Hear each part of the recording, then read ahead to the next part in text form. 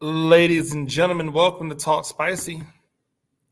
I'm Coach Gene Clemons. Thank you for joining me wherever you are joining me. Rate the show, comment, agree, disagree, but whatever you do, keep it spicy. 5-star rating. If you're joining me on YouTube channel, make sure you like, make sure you subscribe. The one thing that I will say as a teacher, as you can see, I am back into familiar times and familiar locations. The one thing I will say is to all of my teacher friends out there who are either transitioning back into school or may have another week and are preparing to transition back into school. Here is my one bit of advice to start the new semester. Wait at least a week before you let people hear you complain about being back at work. Right? So many times we're not aware of what other people are going through, and sometimes that might mean that we might say things that might just sound a little off when you consider what people are dealing with out in their regular lives beyond just the workplace. Not to mention you just came off of a little bit of a time where you were able to just hang and relax. And so give it a week. Give it a week. We know that you walk back into issues, you walk back into problems, but we want to give it a week. I'd also be remiss if I didn't start this off by saying I want to publicly apologize to the Washington Huskies. If you remember when I talked about Florida State being left out, I also said if it was me, I probably would have put Georgia in um, over Washington. Well, I probably had the team right. I probably would have put Georgia in, but probably should have left Texas at home. And in fairness, I said that I thought Washington and Texas were both not as good as Georgia at the time. But I think we always have to remember what is the goal of the college football playoff. Is it to put in the four most deserving teams, or is it to put in the best four teams? Like, I know that all the Florida State fans are having fun talking about Alabama, but it's not Alabama's fault. Alabama didn't put themselves in. The same way it's not Florida State's fault that they got left out. It's not Alabama's fault that they got put in. But what I do know is that Washington, while at every single turn people were trying to call them fool's gold, kept showing up, kept winning, and then put the work to Texas. My issue with Washington was that I didn't know if they could just outscore everybody. But it seems they can. And the one thing that Michigan is going to have to contend with from Washington is an offensive staff that will not be afraid to throw the ball vertically, that will not be afraid to throw the ball, right? Washington can run the ball. They can run it, but they also throw the ball. And so they won't be afraid to test the Michigan secondary that I actually don't think is that great. So that'll be interesting to watch. I think we have to start with the apology for Washington. Even everybody who said that Washington deserved to be in, they all in their mind thought Washington would be one and done. Everybody thought that Texas had a legitimate run to the title this year. And guess what? They did. But this is the Steve Sarkisian way. It is not getting it done when it matters the most. Has there ever been a coach who has been handed more than Steve Sarkisian and has yet to actually like cash in on the promise? Like people might say Lane Kiffin, but no, it's not really Lane Kiffin, right? Because Lane Kiffin had to deal with issues. Let's remember that when Lane Kiffin took over at USC, they were under sanctions. They didn't have full scholarships. Lane Kiffin had to weather all of that storm, keep the team relevant, and then once they were finally out of it, loaded, ready to go, they fired him and brought in who? Steve Sarkisian. So, like, for for me, when you see Sarkisian not work in USC, and granted, he worked in Washington to a certain extent, right? When you don't see it work for him in USC, and then there's personal issues and blah blah blah blah blah, and then he reemerges as Alabama's offensive coordinator. You know he's going to get another like great job. He got Texas. He didn't get UTEP. He got Texas. Right? What did Lane Kiffin get for being the actual legitimate innovator at Alabama? He got Florida Atlantic. He had to get it done at Florida Atlantic and then come over and get it done at Ole Miss. Now, will he ever have the ultimate success? The roll of my dice says probably no, because it's hard. But Steve Sarkisian's been gifted all of the fly jobs. Washington is a fly job. USC, that's a fly job. Texas, that's a fly job. They come with expectations. He has yet to meet those expectations. But Washington, and more specifically, Michael Penix Jr., has answered the call, and they will be an underdog. I have no doubt about it. They will be an underdog. I haven't looked at the lines yet, but they will be an underdog. And I will be taking them as the underdog. I don't care what the spread is. In fact, I hope the spread is more so that when I take them as the underdog, money line, I can make more money. Like I am bullish on Washington because I don't know if that Michigan offense as a whole, I think Blake Corum is great. I don't know if that Michigan offense as a whole can score with Washington. And I don't know if the answer to them being able to stop Washington's offense is in their front seven. Like the answer to stopping Washington is in your back four, right? Because if your back four can't hold up and you have to play more coverage than four, then they're going to run the ball on you. And if you try to sell out and make sure that they can't run the ball on you and you leave your back four essentially on islands, Michael Penix is going to carve you up. He has receivers who are really good. This is a live dog. Will they win? I don't know. I'm betting on them to win, though. And I'm riding with Michael Penix Jr. because it's 8-1-3 over everything. And it's great to see him doing his thing, being his genuine self, succeeding where others continue to talk about him losing. The one thing that I would love for people to stop doing, right?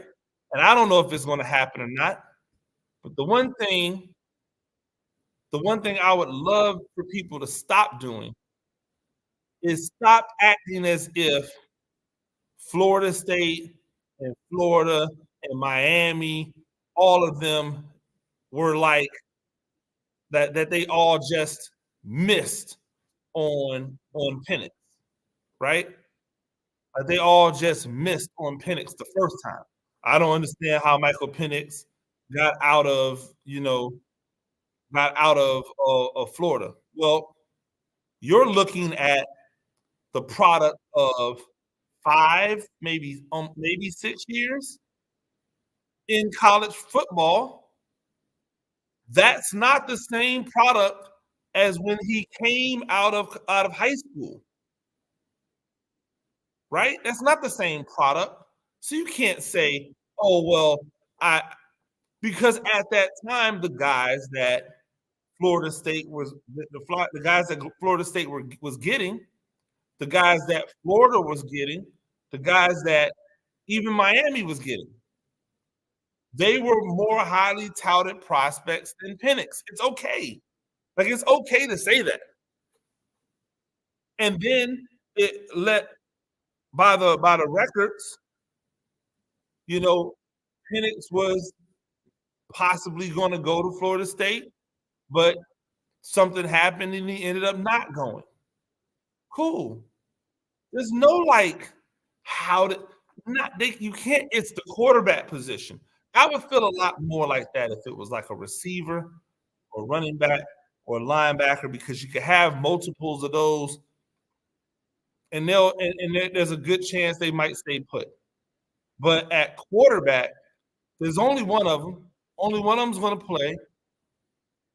And if they see that they're not playing, they're out of there.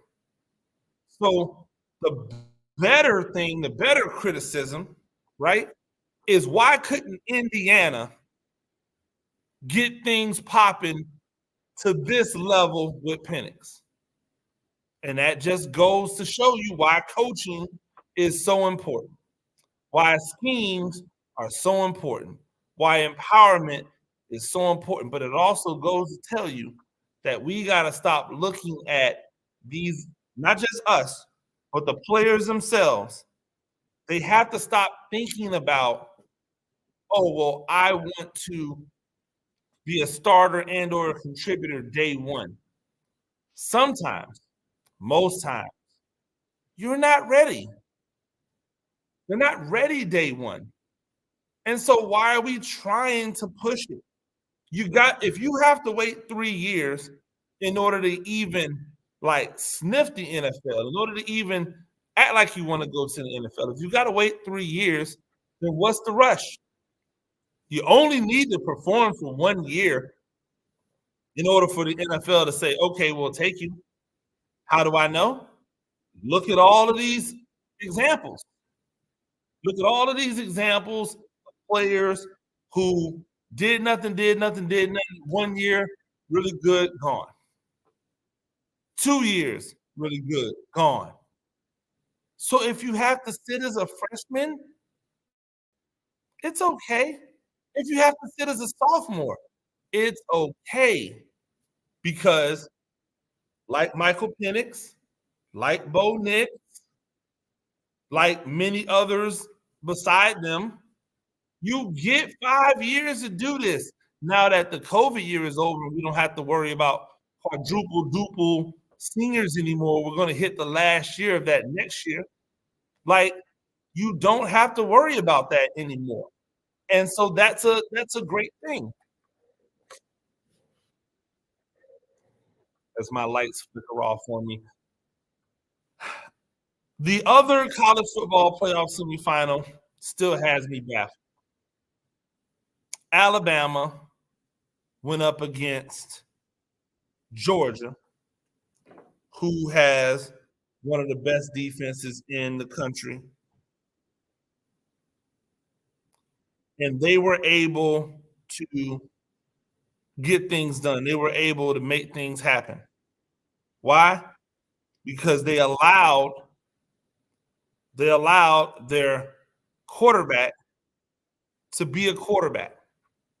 They allowed him to operate as a quarterback.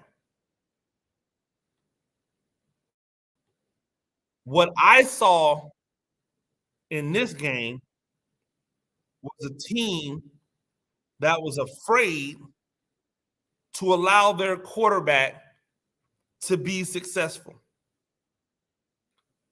Against Georgia, Jalen Milroe ran the ball 14 times.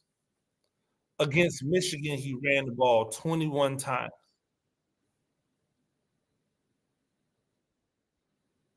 Against Georgia, he went 13 for 23, 192 yards, 2 touchdowns.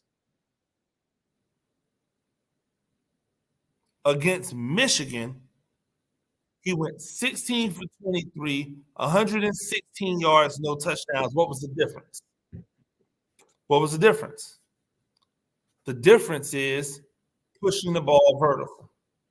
Now, I'll also say that part of that might have been that the offensive coaching staff knew that they had issues with their center. But here's my thing. I don't feel bad for any one of these high-level FBS teams who get 5-star after 4-star after 5-star after 4-star if you do not have depth at the keyest positions on the field. There is no way that their center should have been able to continue to sit out there and snap the ball like that without them going, we're bringing in somebody else. How Alabama has offensive line issues, I'll never understand. How Alabama allowed themselves to have a situation where their center could be a deciding factor in the game negatively is beyond me. And what I'll never understand is the play call at the end of the game where you don't give your quarterback a run pass option or a pass run option. Some people are saying that it was an RPO, but the snap messed up the opportunity for the RPO. Hogwash.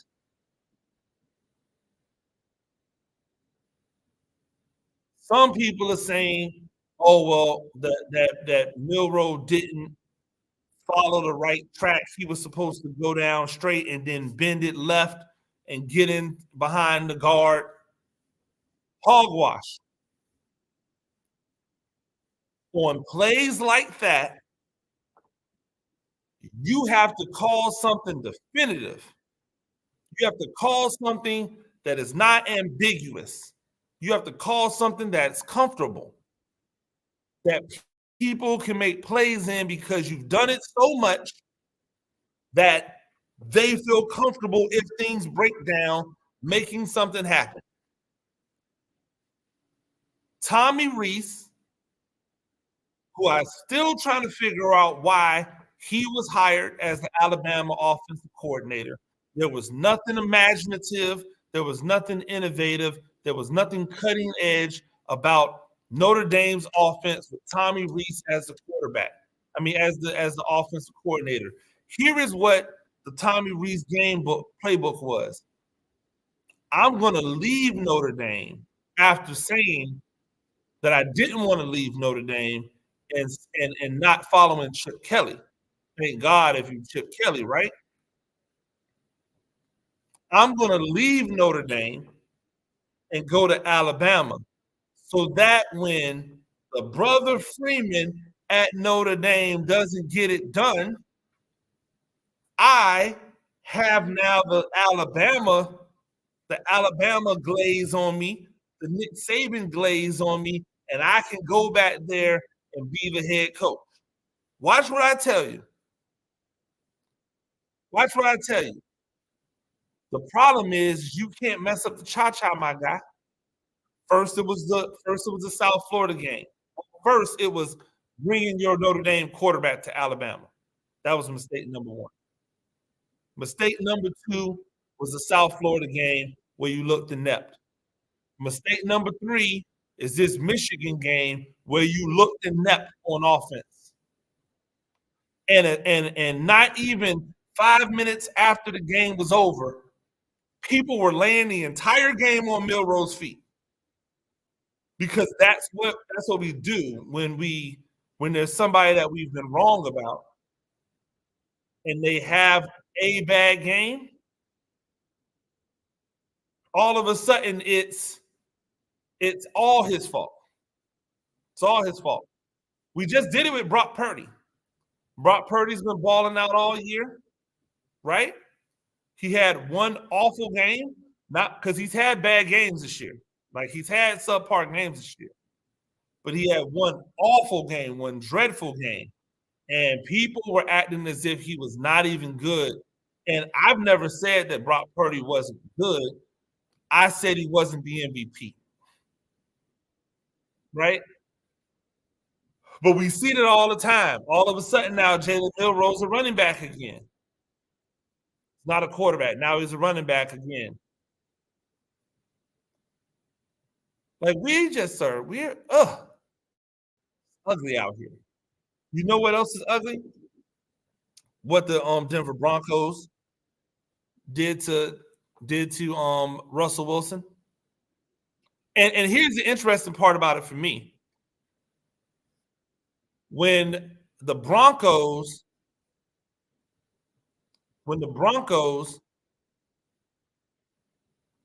went to Russell Wilson and said, "Hey Russ, if you don't get rid of this injury guarantee, we're going to bench you."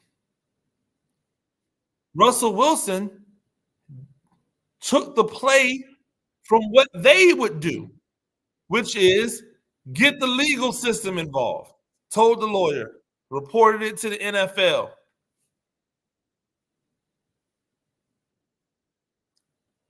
They didn't bench him then.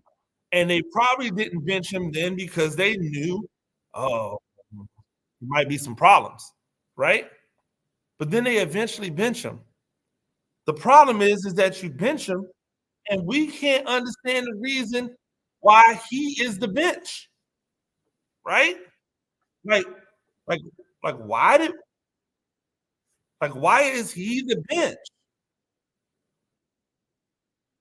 Is Russell Wilson the problem with the Denver Broncos? Low key, having one of the better years in the NFL. Not the best year, not his best year, but not having an awful year, not having a bad year overall statistically. And that's what is ultimately going to be the undoing of the Denver Broncos on this. Is that you're benching a guy who hasn't been awful. This man had 26 touchdowns and 8 interceptions, over 3,000 yards. If you allow Russell Wilson to finish the last 2 games of the year, he's probably going to eclipse 30 touchdowns on the season. He's probably going to end up with over 3,500 yards for the season. That's not a bad year. It's not a bad year.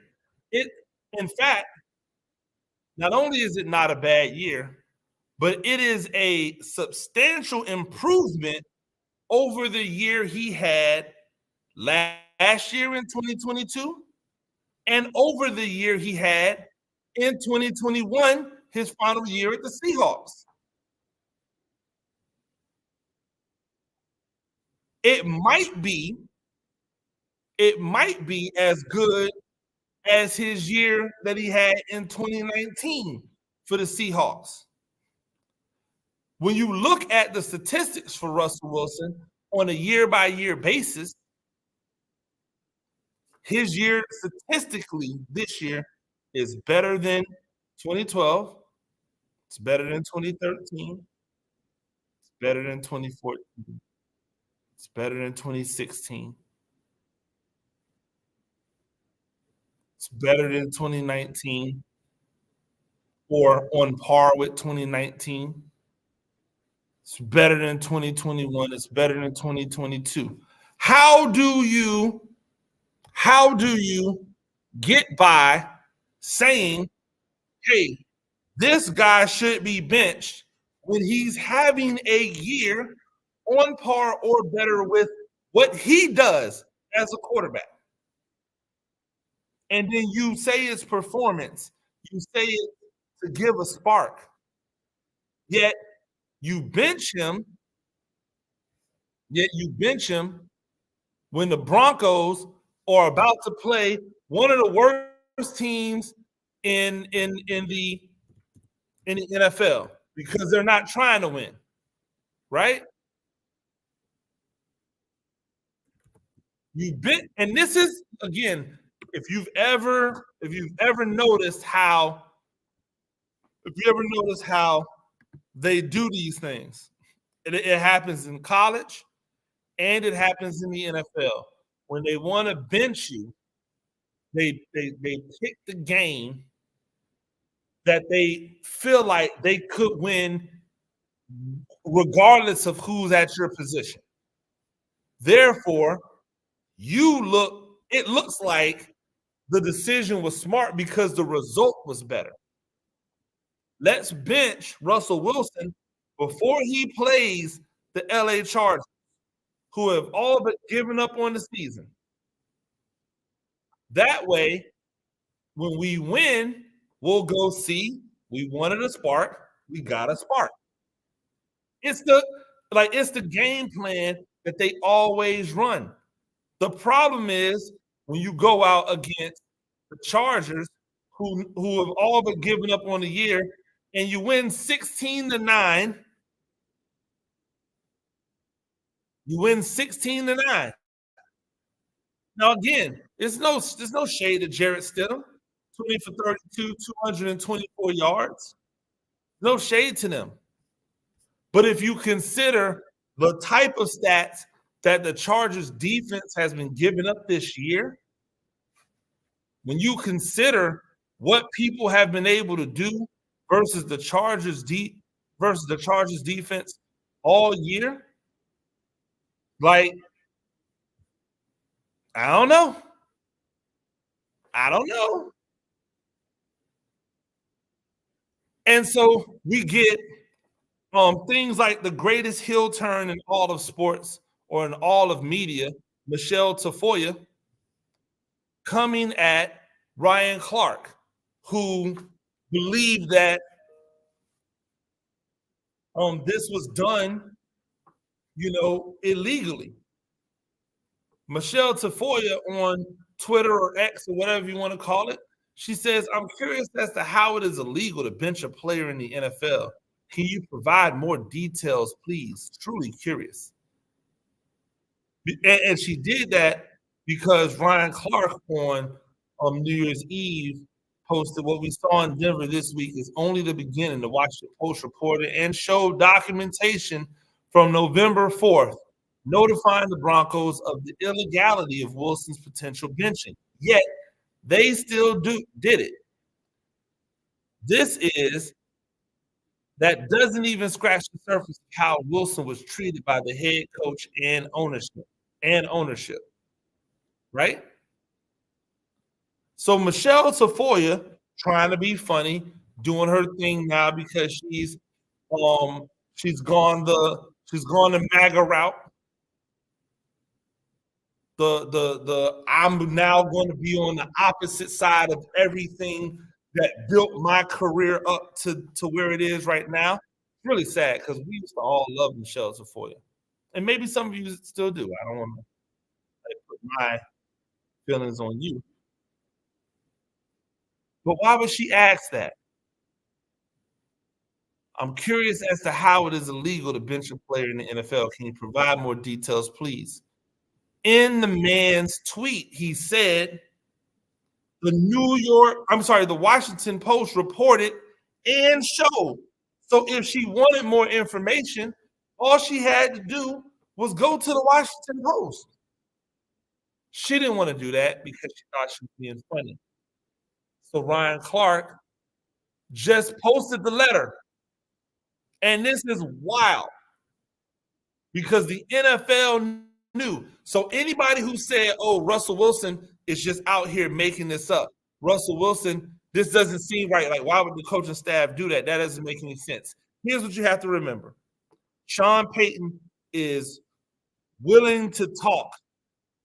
Sean Payton is outspoken. Sean Payton is demonstrative, which means that if Sean Payton thought that what Russell Wilson was saying was wrong, he would have come out and said it already. But he hasn't really said much. He's only just said, "Oh, well, we wanted a spark. Sit.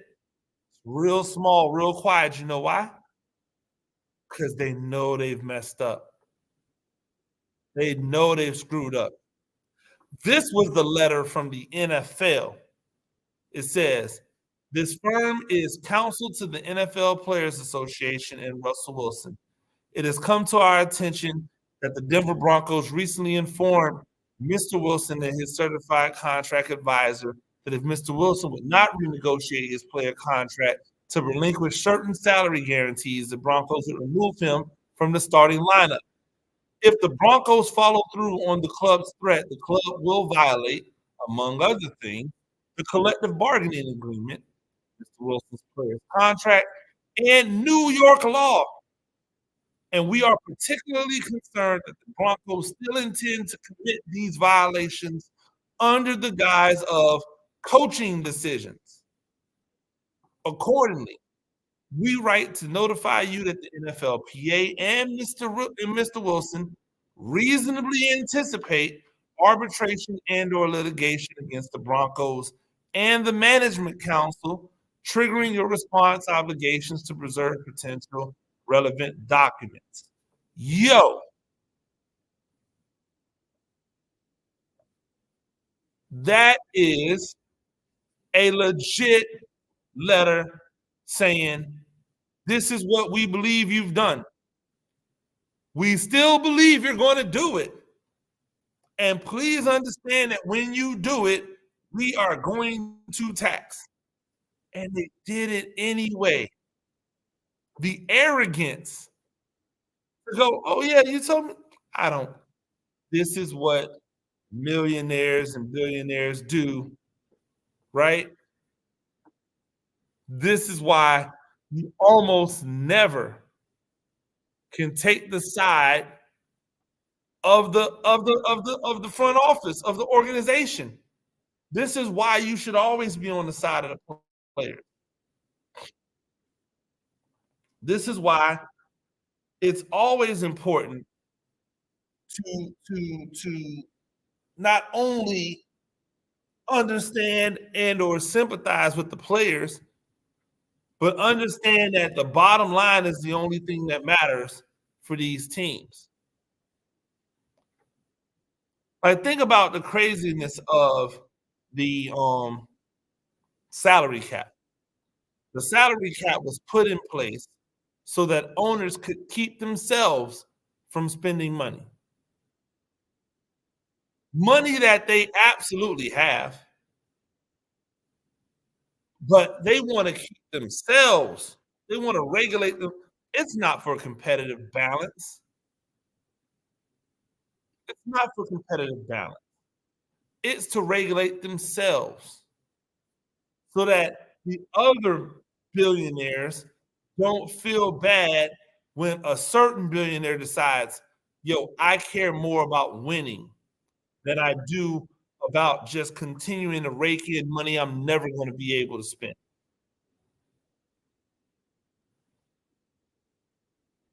The way they treated Russell Wilson in Denver, nobody deserves that.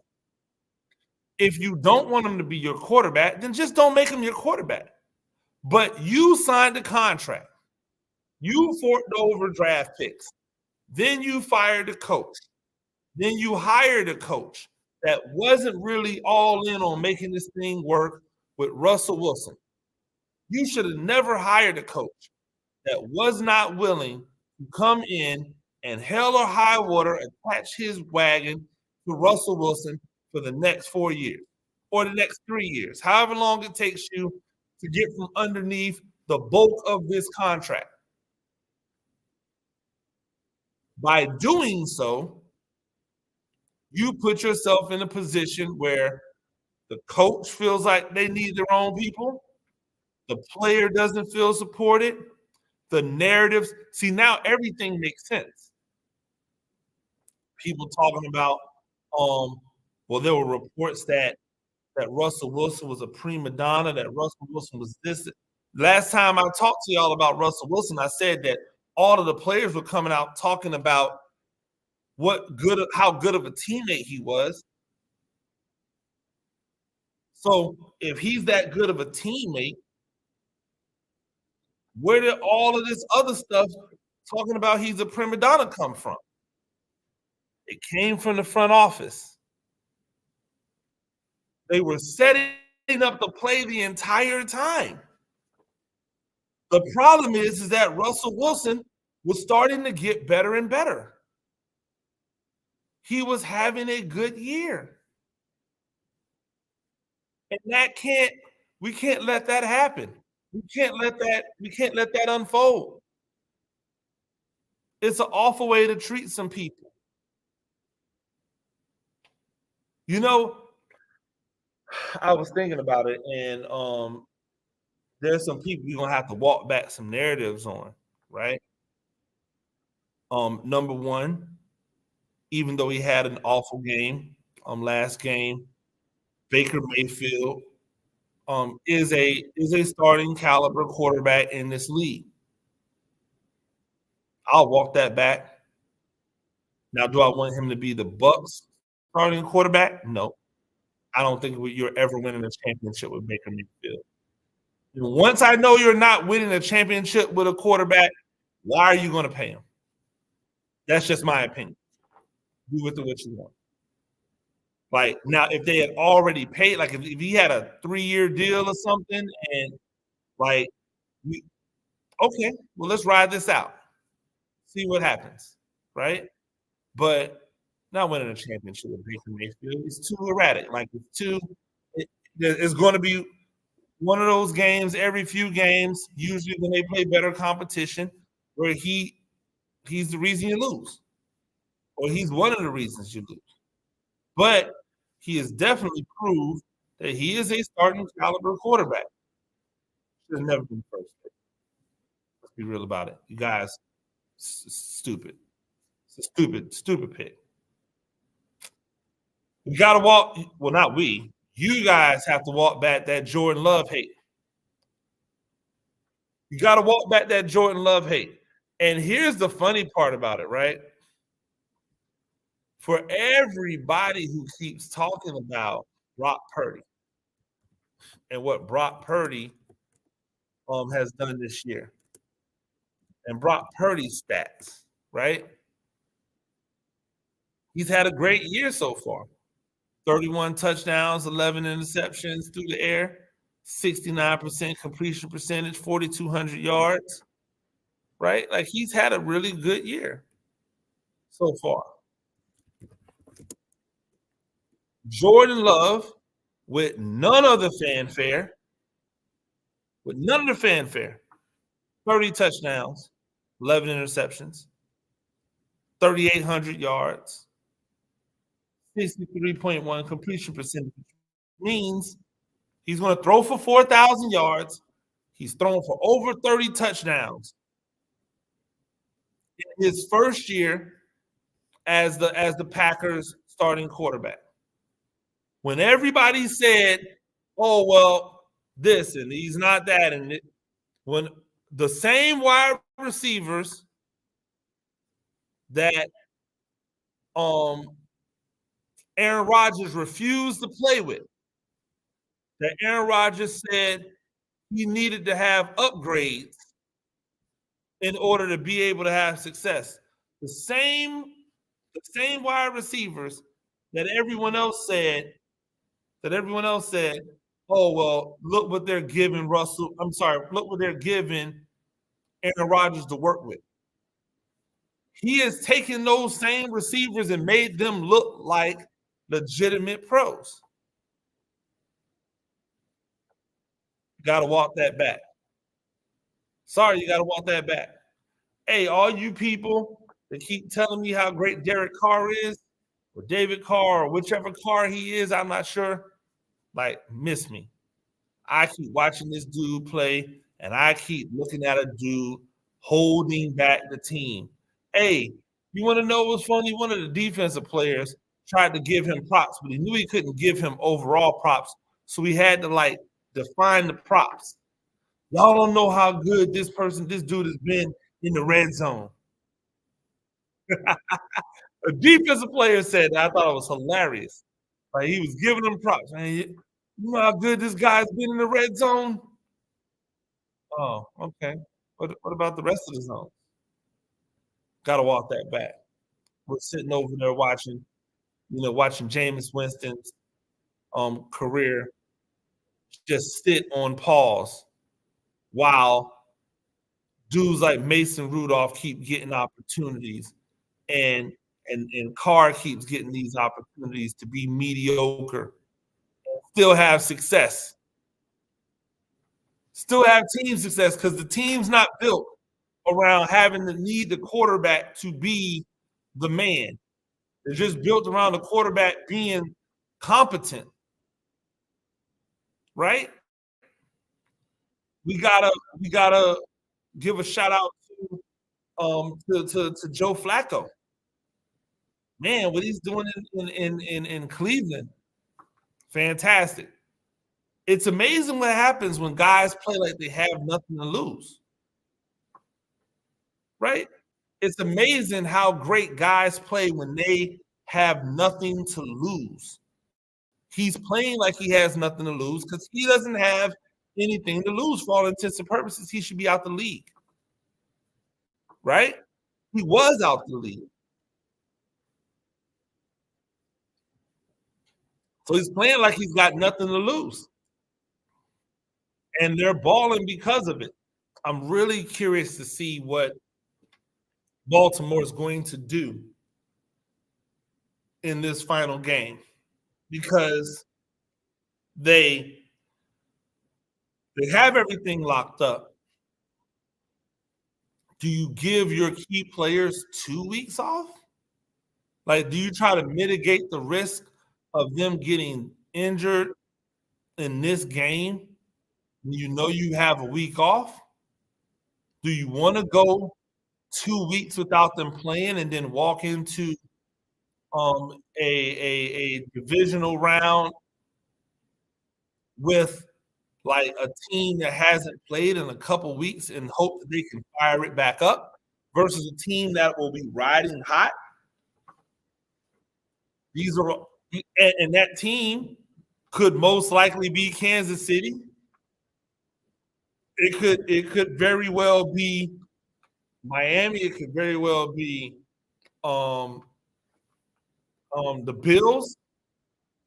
Like, I think it's one of those where you might see them try to figure out what the landscape is going to look like if they lose that game or if they win that game or if other people lose or win games and then make a decision for there. I guarantee you what I would do.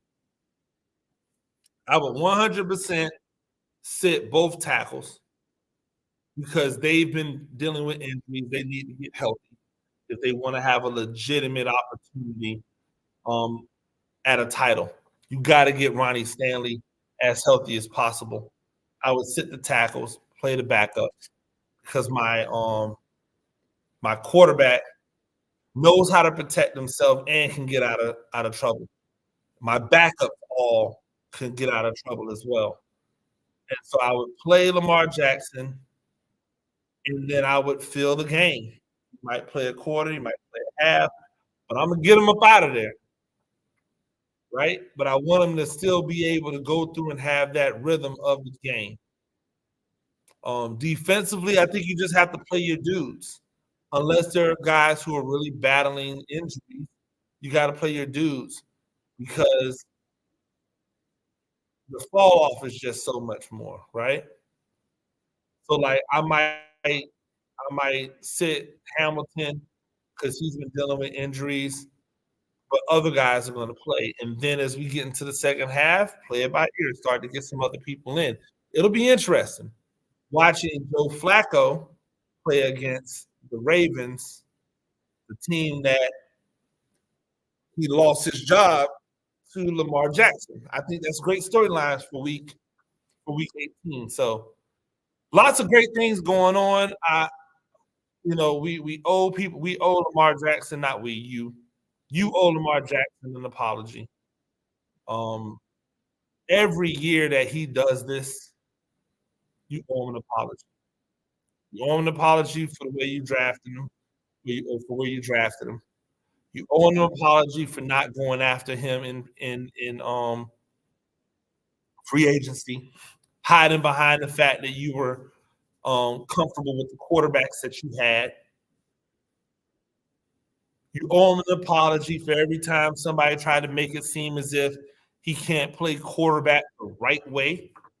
You owe him an apology because your bias is sitting out there for everybody to see, because your ignorance is sitting out there for everybody to see. He's about to be the two-time MVP. Should be unanimous. I won't be mad if it's not unanimous, by the way, because there's some other guys who I think are deserving. But might be two-time unanimous MVP, right? Like, what else is there to prove? Like, you could say, well, he hasn't won a championship, but it hasn't stopped you dudes from loving Dan Marino. It hasn't stopped you guys from loving Dan Fouts. Like, if the championship is the only thing, then he'll be all right if that never happens. If he just continues to win, but doesn't get a championship, when the history book is written on him, if the only thing you can say is, yeah, but he didn't win a championship, if I'm him, my response would be, yeah, but neither did Dan Marino. Next. So it'll be interesting. It'll be fun. Got some great things coming down the pipe this week as we get ready for the FCS championship on Sunday. You'll see some interviews. I've got a bunch of great interviews lined up this week that'll be dropping every single day. Make sure that if you have not subscribed to the YouTube channel, that you subscribe to the YouTube channel right now. Want to get to 6,000 before we're out of January. Like I told you guys before, I've been sitting at 5,900 for God knows how long. Haven't been able to get to 6,000, and I would love to get to 6,000 subscribers. Right now, we currently sit at 5,965 subscribers. So hey, get back out there, man, and start subscribing to the channel if you haven't done it. If you're joining me in places where you didn't even know I had a YouTube channel, go ahead and subscribe right now. Hit that subscribe button. Go to YouTube. Coach Gene Clemons. That's all you got to do. Type in Coach Gene Clemons, and you'll see my face pop up. I've got a headset on. And go and follow us and see what we do over here on a regular basis. I always appreciate it from all the platforms that I'm on. So the YouTube channel, my Facebook pages, the X or Twitter, Instagram, and I'm still trying to add more. I look to be on Twitch this year. And so like just really want to continue to be able to get that message out, get this content out in every possible way. Until next time, we're going to do it as we always do it. I'm Coach Gene Clemons. Thank you for joining us on Talk Spicy. Rate us, review us. We really do appreciate you. Till next time. Peace.